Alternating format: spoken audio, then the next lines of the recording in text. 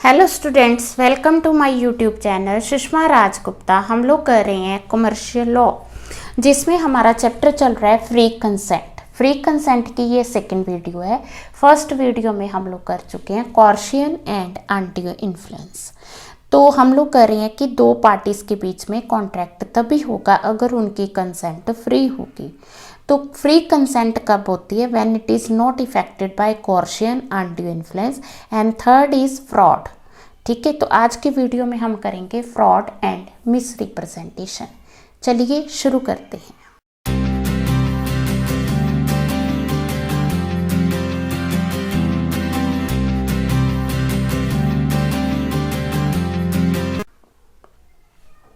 हाँ जी, what is fraud? Fraud means the misrepresentation of a fact with the intention to deceive the other party. मतलब जब हम किसी दो पार्टीज कॉन्ट्रैक्ट करती हैं, ठीक है ना, ये तो है ही है कि कॉन्ट्रैक्ट हमेशा दो पार्टीज के बीच में होता है। अब जो फर्स्ट पार्टी है वो किसी फैक्ट को मिस रिप्रेजेंट कर रही है। मिस रिप्रेजेंट मतलब गलत बता रही है।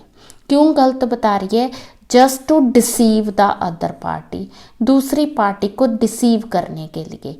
यहाँ डिसीव का मतलब है उसको धोखा देने के लिए। ठीक है, पॉइंट क्लियर है। तो फ्रॉड क्या है? It is misrepresentation of a fact with the intention to deceive the other party. दूसरी पार्टी को डिसीव करने के लिए अगर कोई एक पार्टी क्या करती है, मिस रिप्रेजेंट करती है, तो उसे कहते हैं फ्रॉड। अब फ्रॉड हुआ है तो कंसेंट तो दूसरी पार्टी की फ्री नहीं है। मीन्स उसके साथ एग्रीमेंट तो हुआ बट उसे पता नहीं कि जो वो एग्रीमेंट कर रही है वो सही है कि गलत है। Point clear? तो फ्रॉड इज द विलफुल। अब जो रिप्रेजेंटेशन की गई है, ए ने बी को रिप्रेजेंट किया, दैट इज विलफुल। जानबूझ के उसको गलत इंफॉर्मेशन दी है। क्यों दी है? ताकि दूसरी पार्टी जो है उसको डिसीव किया जा सके और दूसरी पार्टी हमारे साथ कॉन्ट्रैक्ट कर सके। तो इसे क्या कहते हैं? फ्रॉड कहा जाता है।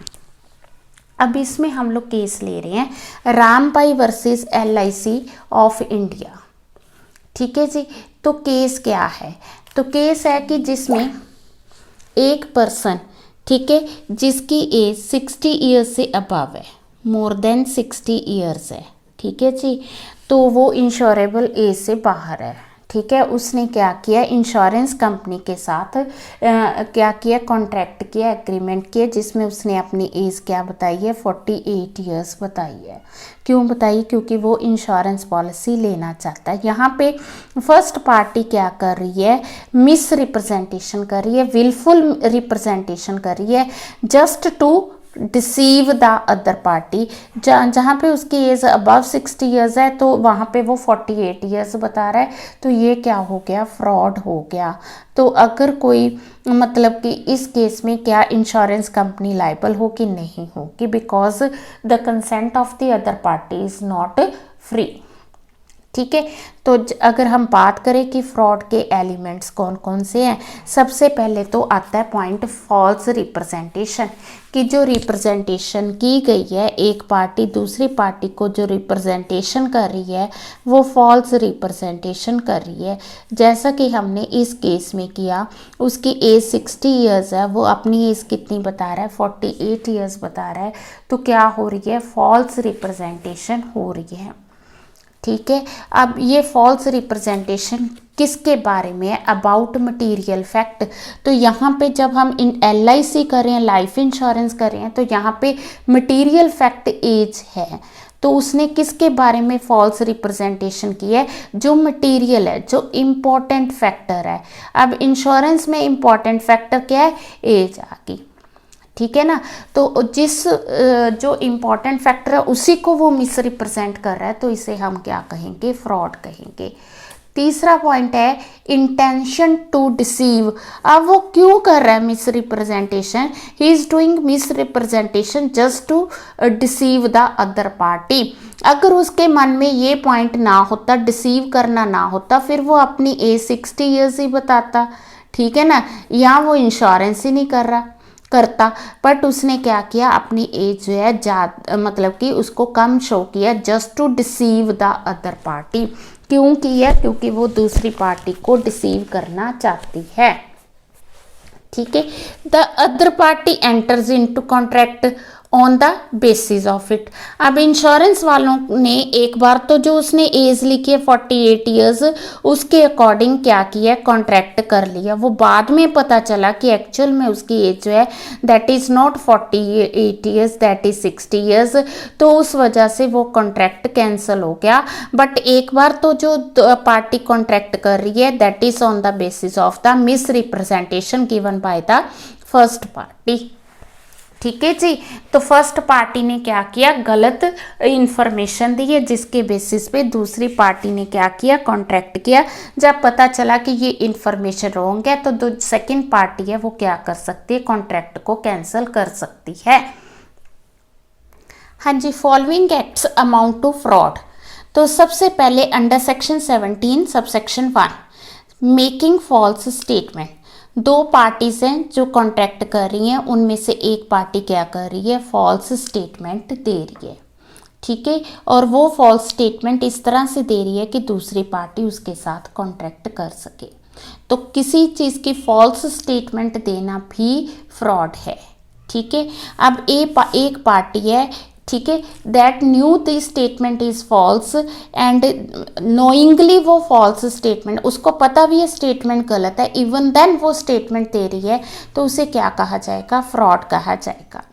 ठीक है, देन दूसरा पॉइंट आ गया कि वो उसको पता नहीं है, नॉट नो, उसको नहीं पता कि वो स्टेटमेंट गलत है, तब दे रही है, even then it amounts to fraud, तो उसे पता करना चाहिए।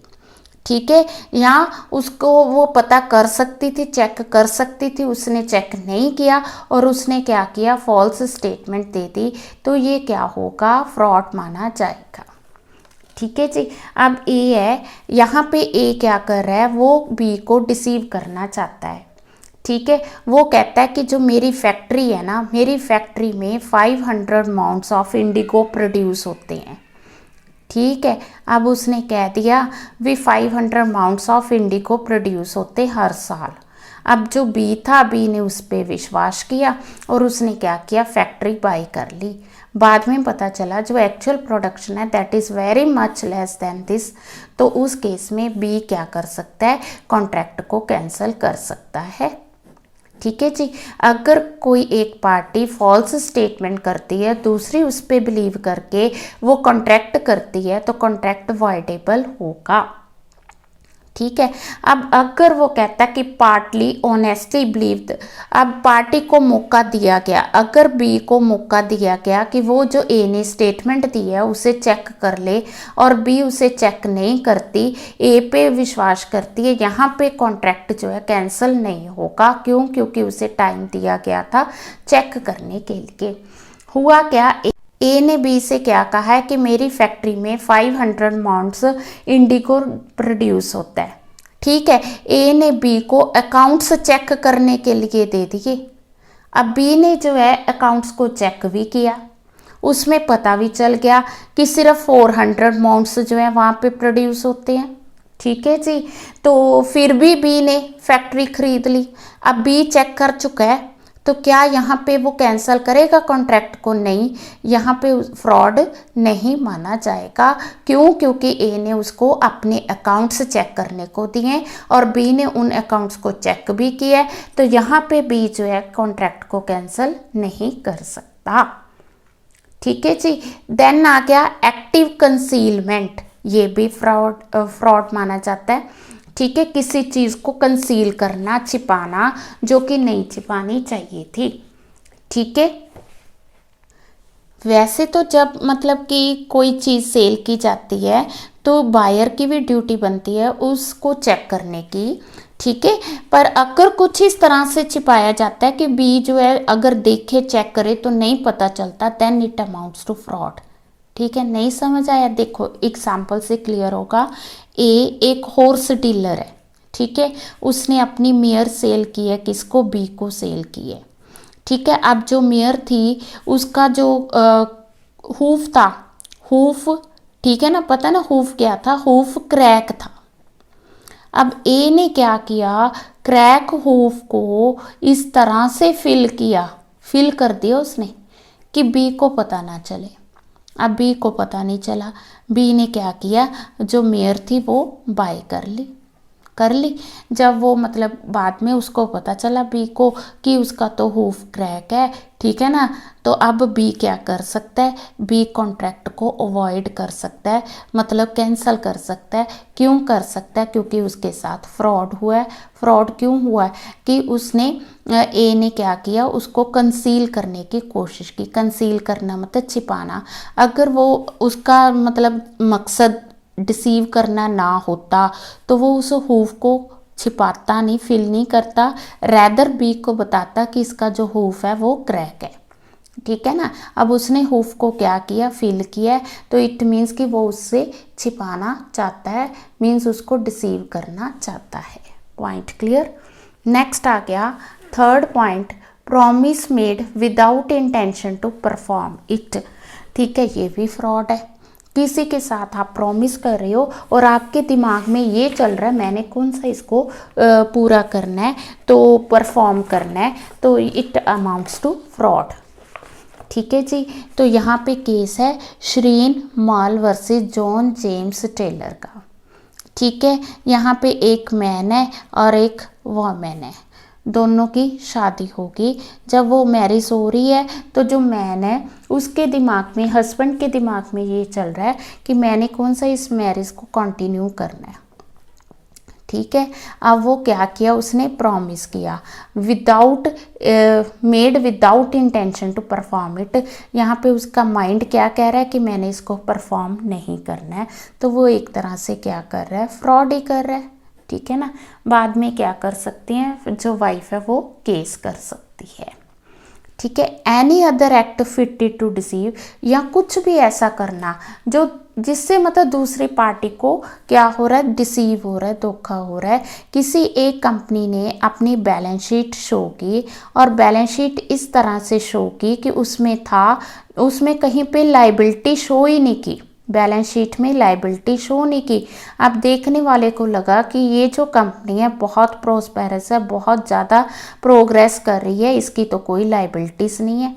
तो ये उसने क्या किया, कंपनी ने क्या किया, वो काम किस लिए किया, फिटेड टू डिसीव, तो ये क्या माना जाएगा, फ्रॉड माना जाएगा। ठीक है जी। ठीक है, एनी सच एक्ट और omission as law specially declares to be fraudulent, कुछ ऐसा करना जिसे लॉ कहता है कि गलत है। ठीक है, हाँ जी। Any such act mission law specially, law कैसे कह रहा है कि फ्रॉडुलेंट है, जैसे ए ने प्रॉपर्टी बी को सेल की, ए ने क्या किया, प्रॉपर्टी बी को सेल की। ठीक है, अब जो सेल डीड थी ना, उसमें ए ने कहा है कि अगर मेरी वजह से, मेरे टाइटल की वजह से बी को किसी भी तरह का लॉस होता है तो उसके लिए मैं लायबल नहीं हूँ। ठीक है, अब बी ने कहा कि ये तो नॉर्मल सी बात है, प्रॉपर्टी मैं खरीद ही रहा हूँ तो इसमें कौन सी खास बात है, तो बी ने वो मतलब प्रॉपर्टी खरीद ली। अब ए ने प्रॉपर्टी जो भी है डीड वगैरह देने से पहले वो प्रॉपर्टी किसी थर्ड पार्टी को सेल करती। किसको सेल करती, किसी थर्ड पार्टी को सेल करती। तो यहाँ पे ए ने बी के साथ क्या किया, फ्रॉड किया, तो बी क्या कर सकता है, कॉन्ट्रैक्ट को कैंसिल कर सकता है, उसका जो नुकसान हुआ है वो अपने डैमेजेस को क्लेम कर सकता है। ठीक है, तो ये जो पॉइंट्स हैं, ये 5 के 5 पॉइंट्स ये बताते हैं कि किन केसेस में हम कह सकते हैं कि फ्रॉड हुआ है। इफेक्ट्स ऑफ फ्रॉड, अब फ्रॉड होता है तो क्या होगा कि जो कॉन्ट्रैक्ट है that will become voidable at the option of the other party whose consent is not free. अब ए और बी के बीच में कॉन्ट्रैक्ट हुआ है जिसमें बी के साथ फ्रॉड हुआ है, तो बी चाहे तो कॉन्ट्रैक्ट को कैंसिल कर सकता है, चाहे तो रेस्टिट्यूट कर सकता है। अगर ए के फ्रॉड की वजह से इससे कुछ एक्स्ट्रा डैमेजेस हुए हैं तो वो एक्स्ट्रा डैमेजेस भी क्लेम कर सकता है। तो ये कॉन्ट्रैक्ट क्या होगा, voidable at the option of the party whose consent is obtained by fraud. Next हमारा टॉपिक है mere silence is not fraud, कि अगर दो पार्टीज़ हैं, दो पार्टीज़ के बीच में कॉन्ट्रैक्ट होता है, उनमें से एक पार्टी ठीक है चुप रहती है about the product, about the contract, तो दूसरी पार्टी कॉन्ट्रैक्ट कर लेती है। तो यहाँ पे चुप रहना जो है उसे फ्रॉड नहीं कहा जाएगा, क्योंकि कवेट-अम्पटर का रूल ये कहता है लेट द बायर बीवेयर। जब आप कोई भी प्रोडक्ट बाय करते हो, ज़रूरी नहीं कि जो सेलर है वो आपको हर एक चीज़ के बारे में बताएगा, कुछ चीज़ें जो है बायर को खुद देखनी पड़ती हैं, ठीक है ना। अगर यहाँ पे सेलर चुप रहता है तो उसका मतलब फ्रॉड नहीं है। केस है वर्ड वर्सेस हॉब्स का।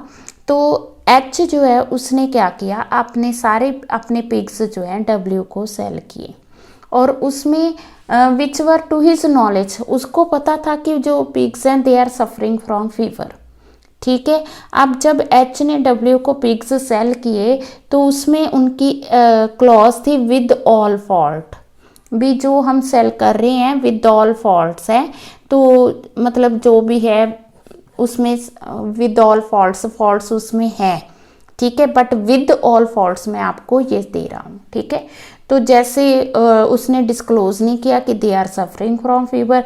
अब जो था मतलब कि बायर ने पिग्स बाय कर लिए, तो यहाँ पे सेलर ने कुछ नहीं बताया विद ऑल फॉल्ट्स, क्योंकि विद ऑल फॉल्ट्स लिखा था तो इस केस में सेलर लाइबल नहीं होगा।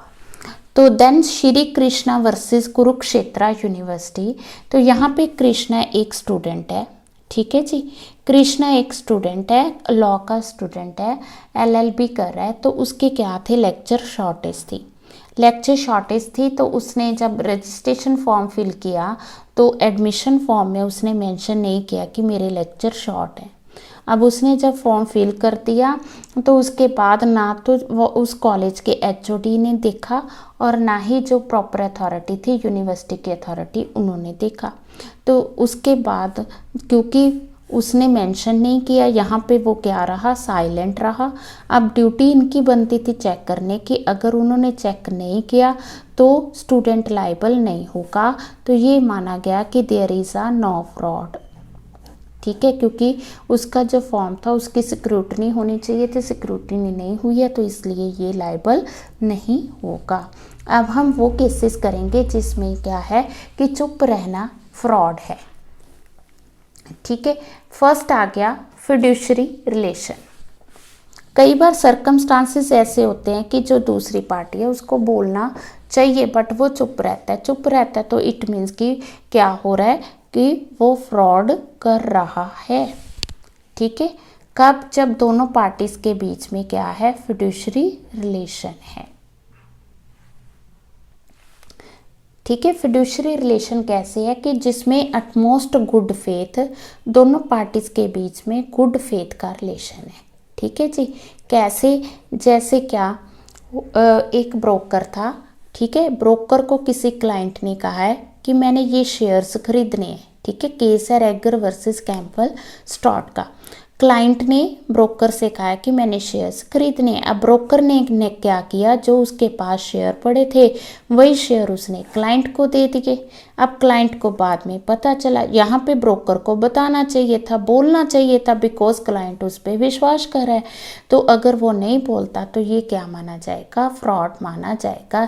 जब दो पार्टीज के बीच में फिड्यूशरी रिलेशन होगा, when there is a fiduciary relation between two parties, then it is the duty of the party to disclose all the facts. अगर वो नहीं बताता तो क्या माना जाएगा, फ्रॉड माना जाएगा। कॉन्ट्रैक्ट ऑफ इंश्योरेंस है। अब जो इंश्योरेंस कंपनी है वो वहाँ पे भी इंश्योर्ड और इंश्योरर के बीच में अटमोस्ट गुड फेथ का रिलेशन होता है। तो यहाँ पे इंश्योरेंस कंपनी जब आपको फॉर्म फिल करने के लिए देती है तो वहाँ पे मटेरियल फैक्ट्स बताने ज़रूरी है। अगर किसी पर्सन की एज ज़्यादा है तो अगर उसे कोई तरह की डिसीज़ है तो अगर वो नहीं बताता तो इट मीन्स कि वो क्या कर रहा है, फ्रॉड कर रहा है। यहाँ पे चुप रहना क्या है, फ्रॉड माना जाता है। इसी तरह से कॉन्ट्रैक्ट ऑफ मैरिज में भी ड्यूटी बनती है पार्टीज टू कॉन्ट्रैक्ट की डिस्क्लोज करने की। अगर वहाँ पे साइलेंट रहते हैं तो इट मीन्स कि फ्रॉड है, ठीक है ना। तो देन आ गया कॉन्ट्रैक्ट ऑफ फैमिली सेटलमेंट। अगर फैमिली सेटलमेंट का कोई भी एग्रीमेंट या कॉन्ट्रैक्ट होता है तो वहाँ पे अगर दोनों पार्टीज़ की ड्यूटी बनती है डिस्क्लोज करने की। अगर कोई भी मटेरियल फैक्ट है अगर वो नहीं करते यानी साइलेंट रहते हैं तो ये क्या माना जाएगा, फ्रॉड माना जाएगा। ठीक है, कई बार चुप रहना जो है अपने आप में ही ये बोलने के बराबर होता है। ठीक है, अगर वहाँ पे चुप रहते हैं तो उसे क्या माना जाएगा, फ्रॉड माना जाएगा। जैसे ए बी से कहता है कि मैं तेरा हॉर्स बाय करना चाहता हूँ, अगर तूने उसके बारे में कुछ नहीं कहा तो ये मैं मानूंगा कि योर हॉर्स इज साउंड, भी तुम्हारा जो हॉर्स है बिल्कुल ठीक है। अब यहाँ पे ए ने बी से ये कहा है कि उसके अगर साउंडनेस नहीं है तो बता दो। अब बी यहाँ पे चुप रहता है, यहाँ पे चुप रहना ये कहने के बराबर है कि उसका जो हॉर्स है वो साउंड है। ठीक है ना, अगर नहीं है तो बताना चाहिए था, नहीं बता रहा तो इट मीन्स कि हॉर्स इज साउंड, तो यहाँ पे क्या होगा, फ्रॉड माना जाएगा। ठीक है, यहाँ कोई पर्सन, ठीक है ना, दो पार्टीज हैं, अब यहाँ पे एक कुछ नहीं बोलता, ठीक है ना, जैसा कि हमने शुरू में किया था, कुछ ना बोलना हमेशा फ्रॉड नहीं होता। ठीक है ना, पर अगर आपने हाफ ट्रूथ बता दिया है ना, तो आप बता ही रहे हो या तो पूरी बात बता दो, अगर आप उसमें आधी बात बता रहे हो तो वो क्या होगा, फ्रॉड माना जाएगा। ठीक है, देन आ गया change in circumstances. Change in circumstances है तो वहाँ पे ड्यूटी बनती है पार्टीज़ की डिस्क्लोज करने की। अगर वहाँ पे चुप रहते हैं तो क्या माना जाएगा, फ्रॉड माना जाएगा।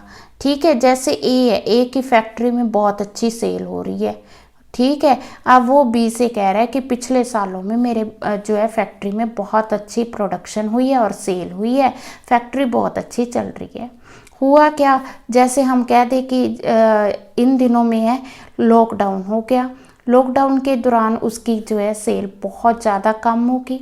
अब ए को बताना चाहिए था बी को कि due to change in circumstances की जो सेल है बहुत कम हो गई है या फैक्ट्री बंद होने की कगार पे आ गई है, वो उसने नहीं बताया, तो उस केस में उसका चुप रहना क्या माना जाएगा, फ्रॉड माना जाएगा। जब चेंज इन सर्कमस्टांसेस होते हैं then it is the duty of the party to disclose the fact. अगर वो नहीं बताती तो क्या माना जाएगा, उसे फ्रॉड माना जाएगा। हाँ जी, मिस रिप्रेजेंटेशन नेक्स्ट टॉपिक।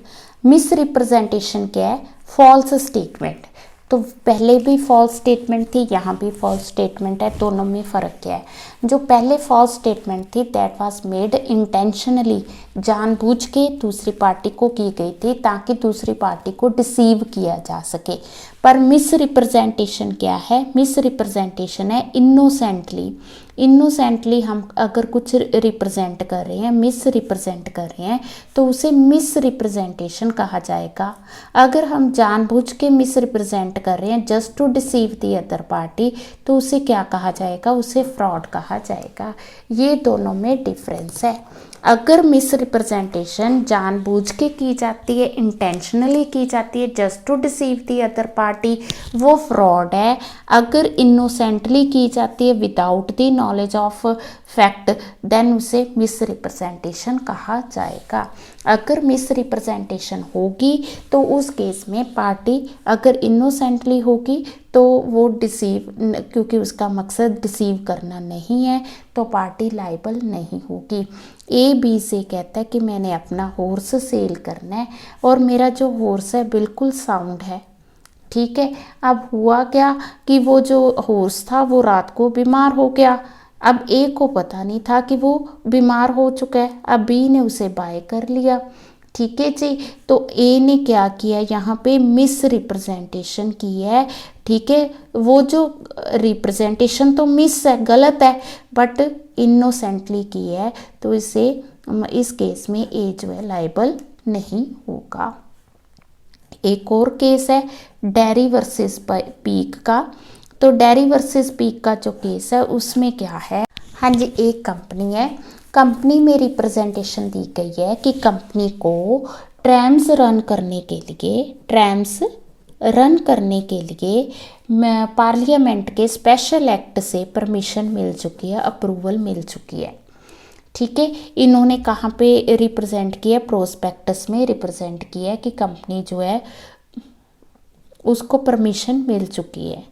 अब कंपनी को ये नहीं पता था कि ट्रैम्स रन करने के लिए बोर्ड ऑफ ट्रेड से भी परमिशन लेनी पड़ेगी, ठीक है, या उसको ये था कि अगर पार्लियामेंट के स्पेशल एक्ट से परमिशन मिल चुकी है तो बोर्ड ऑफ ट्रेड की जो परमिशन है इतनी इम्पॉर्टेंट नहीं होगी, ठीक है। अब इन्होंने प्रोस्पेक्टस में लिख दिया कि it is authorised by the special act of parliament, ठीक है। अब जब बोर्ड ऑफ डायरेक्टर के पास अप्रूवल के लिए गई तो उन्होंने मना कर दिया तो कंपनी क्या होगी, वाइंड अप होगी, कंपनी ख़त्म होगी। अब कोई एक पर्सन था, उसने कंपनी के शेयर्स खरीदे थे on the basis of the prospectus, ठीक है। तो उसने केस फाइल किया तो ये डिसीजन लिया गया कि जो मतलब कि रिप्रेजेंटेशन थी that was misrepresentation, not to deceive the other parties. So इस केस में क्या होगा, कंपनी जो है लायबल नहीं होगी, ठीक है जी। क्यों नहीं होगी, क्योंकि ये इनोसेंटली मिस रिप्रेजेंटेशन की गई थी, ठीक है जी, क्लियर है। तो इसमें क्या एलिमेंट्स क्या आते हैं, तो पहला एलिमेंट आता है इसमें पॉजिटिव अजर्शन, मतलब किसी को हाँ करना, किसी ने आपसे कुछ पूछा, आप उसे पॉजिटिवली आंसर दे रहे हो, that is known as positive assertion, ठीक है। अब जो अजर्शन की गई है उसको पता तो है नहीं बट उसने हाँ कर दी तो ये भी मिस रिप्रेजेंटेशन मानी जाएगी, ठीक है। अब हुआ क्या, केस क्या है, मोहनलाल वर्सेस श्री गंगा जी, मोहनलाल वर्सेस श्री गंगा जी, ठीक है। अब इसमें केस है कि ए ने इधर उधर से सुना और बी को कहता कि ये जो पर्सन है कोई भी एनी थर्ड पर्सन स्ट्रेंजर, ठीक है, he is going to be director of the company, कि वो कंपनी का डायरेक्टर बनना चाहता है। अब जो बी था उसने ए के कहने पे विश्वास किया और कंपनी के शेयर्स खरीद लिए। तो यहाँ पे बी ने जो किया, जहाँ ए ने जो रिप्रेजेंटेशन दी है वो सिर्फ मिस रिप्रेजेंटेशन है, उसे हम फ्रॉड नहीं कहेंगे क्योंकि इनोसेंटली दी गई है। इसमें सेकंड पॉइंट आता है चेंज इन सर्कमस्टांसेस का, कि अगर आपने कोई स्टेटमेंट दी है, इनोसेंटली दी है या पता है आपको भी वो सही है, ठीक है, due to change in circumstances वो स्टेटमेंट गलत हो जाती है तो पार्टी को डिस्क्लोज करना ज़रूरी है।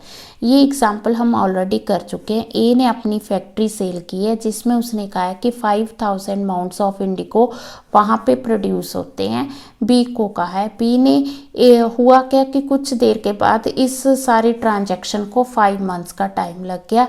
इन बिटवीन क्या हुआ कि जो वहाँ की प्रोडक्शन थी वो कम होगी, 5000 माउंट से 500 माउंट्स होगी। तो due to change in circumstances अगर कोई चेंज आता है, it is the duty of the A to disclose to B. अगर वो बी को नहीं बताता तो यहाँ पे जो मिस रिप्रेजेंटेशन है इट अमाउंट्स टू फ्रॉड। तो यहाँ पे बी चाहे तो कॉन्ट्रैक्ट को क्या कर सकता है, कैंसिल कर सकता है। Inducing mistake about the subject matter, अगर दोनों में से एक पार्टी दूसरी पार्टी को इंड्यूस कर रही है कुछ गलत करने के लिए, ठीक है, अबाउट द सब्जेक्ट मैटर, तो उसे भी मिस रिप्रेजेंटेशन कहा जाएगा, ठीक है जी। वो उसे क्या कर रही है, इंड्यूस कर रही है just to do the mistake, ठीक है। केस है जॉनसन वर्सेस क्रू का। तो केस क्या है, डी एग्रीड, डी पी को कहता है कि ठीक है मैं तेरे को बॉयलर की डिलीवरी दूंगा, ठीक है, बॉयलर सेल करनी है डी ने पी को, पी जो है दोनों के बीच में कॉन्ट्रैक्ट हो गया, ठीक है। वो कहता है कि मैं राजघाट जो है बॉयलर डिलीवर कर दूंगा, ठीक है। अब पी ने ये कहा है कि जो बॉयलर आपने डिलीवर करने हैं वो थ्रू रोड कर दो, ठीक है। अब पी को ये पता नहीं है कि अगर वो बाय रोड डिलीवर करेगा तो रास्ते में एक जगह पे क्या है, ब्रिज आ रहा है, पुल आ रहा है, कि वो बॉयलर का जो वेट है वो बेयर नहीं कर पाएगा जिससे बॉयलर को नुकसान हो सकता है। अब डी ने यहाँ पे पी उसे क्या कर रहा है, इंड्यूस कर रहा है मिस्टेक करने के लिए, ठीक है, तो यहाँ पे डी क्या कर सकता है कि D can avoid the contract, वो कॉन्ट्रैक्ट को अवॉइड कर सकता है। Point clear. तो अगर कोई एक पार्टी इस तरह से इंड्यूस करती दूसरी पार्टी को मिस्टेक करने के लिए, then even then contract can be avoided. अब मिस रिप्रेजेंटेशन के अगर हम एलिमेंट्स देखें तो एलिमेंट्स कौन कौन से हैं। सबसे पहला एलिमेंट हमने देखा कि फॉल्स रिप्रेजेंटेशन है, ठीक है ना, एक पार्टी दूसरी पार्टी को गलत रिप्रेजेंट कर रही है, पर जो रिप्रेजेंटेशन हो रही है वो इनोसेंटली हो रही है, ज़बरदस्ती नहीं हो रही, मतलब कि जानबूझ के नहीं हो रही, सॉरी, जानबूझ के अगर करती है फिर तो वो फ्रॉड हो गया ना, इनोसेंटली कर रही है, ठीक है। और जो मिस रिप्रेजेंटेशन है that is about the fact, जो मेन पॉइंट है उसके बारे में, जैसे हमने कंपनी के केस में किया कि उसको अप्रूवल मिल चुकी है एक्ट ऑफ पार्लियामेंट से, तो फैक्ट के बारे में है। और किस लिए मिस रिप्रेजेंट किया गया है, just to induce the other party, ठीक है। और जो मिस रिप्रेजेंटेशन है कॉन्ट्रैक्ट के कंक्लूजन से पहले की गई है तो उसे मिस रिप्रेजेंटेशन कहा जाएगा। अब मिस रिप्रेजेंटेशन में होता क्या है कि पार्टी चाहे तो कॉन्ट्रैक्ट को रिजाइन कर सकती है और चाहे तो स्यू भी कर सकती है, अगर उसे लगता है कि हाँ जानबूझ के की गई है, उससे भी पार्टी का कोई नुकसान हुआ है तो वो उसे स्यू भी कर सकती है, ठीक है। देन हमारा आ गया point, what is the difference between the fraud and miss representation. तो जो फ्रॉड किया जाता है, फ्रॉड में क्या होती है, मिस रिप्रेजेंटेशन नहीं होती है, बट अगर वो इनोसेंटली की जाती है तो मिस रिप्रेजेंटेशन है, इंटेंशनली की जाती है तो फ्रॉड है। तो फ्रॉड का मेन मकसद क्या है, just to deceive the other party. Misrepresentation में ऐसी कोई इंटेंशन नहीं है। फ्रॉड में हम क्या कर सकते हैं, कॉन्ट्रैक्ट को रिजाइन कर सकते हैं, दूसरी पार्टी को स्यू कर सकते हैं, अगर फ्रॉड की वजह से पार्टी का कोई नुकसान हुआ है तो वो एक्स्ट्रा डैमेजेस भी क्लेम कर सकती है। But in case of miss representation वो कॉन्ट्रैक्ट को रिजाइन कर सकते हैं और पार्टी को स्यू कर सकते हैं, एक्स्ट्रा डैमेजेस क्लेम नहीं कर सकते, ठीक है जी। तो आज की वीडियो में हमने किया फ्रॉड और मिस रिप्रेजेंटेशन। अगर किसी की कंसेंट फ्रॉड और मिस रिप्रेजेंटेशन से ली जाती है तो हम ये कहेंगे कि पार्टी की जो कंसेंट है दैट इज़ नॉट फ्री, और जो कॉन्ट्रैक्ट है वो क्या होगा, वॉइडेबल होगा at the option of the party whose consent is not free. Next video में हम लोग मिस्टेक करेंगे, ठीक है। वीडियो अच्छी लगी वीडियो को लाइक करना है, चैनल को अभी तक नहीं सब्सक्राइब किया तो ज़रूर सब्सक्राइब करना है, ठीक है जी। और ज़्यादा से ज़्यादा वीडियोस को शेयर करें। Thank you.